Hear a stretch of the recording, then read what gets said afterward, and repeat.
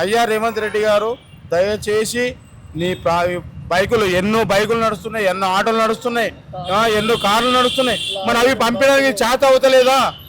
ఎన్ని ఇక్కడ మహారాష్ట్ర, కర్ణాటక, బీదర్, ఎక్కడో నల్గొండ, విలగొండ అక్కడ నడిచిన పనులన్నీ మరి ఫ్రీ బస్ అని చెప్పేసి కూడా వాటికేమో మీకు చేత కాదు.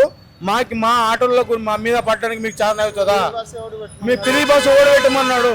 పెట్టినందుకు ఫ్రీ బస్ పెట్టినందుకు కూడా 70% చనిపోయినాము. ఇప్పుడు 30% ఏదో బతుంటే కూడా ఇప్పుడు 100% చావమంటున్నావు కదా. మరి ఏంది నీ పరిష్కారం ఏంది? నీ లెక్క ఏంది? నీ ప్రవర్తన ఏందని నేను మరీ అడుగుతున్నా. లేదనుకోని లేపు సమ్మె కూడా చేయడానికి కూడా మేము రెడీగా ఉన్నాము. అయ్యగారు చూడండి, కొంచెం చూసి ఆలోచించి మీరు ఏదైనా చేయాలనుకుంటే పేదలకు మేలు చేయండి. Okay, thank you. అయ్యా రేవంత్ రెడ్డి గారు, దయచేసి నీ బైకులు ఎన్నో బైకులు నడుస్తున్నాయి, ఎన్నో ఆటోలు నడుస్తున్నాయి, ఎన్నో కార్లు నడుస్తున్నాయి. మరి అవి పంపించడానికి చేత అవుతలేదా? ఎన్ని ఇక్కడ మహారాష్ట్ర, కర్ణాటక, బీదర్, ఎక్కడో నల్గొండ, విలగొండ అక్కడ నడిచిన పనులన్నీ మరి ఫ్రీ బస్ అని చెప్పేసి కూడా వాటికేమో మీకు చేత కాదు. మా ఆటోలకు మా మీద పట్టడానికి మీకు చేత అవుతుందా? మీ ఫ్రీ బస్ ఓడి పెట్టమన్నాడు. పెట్టినందుకు ఫ్రీ బస్ పెట్టినందుకు కూడా 70% చనిపోయినాము.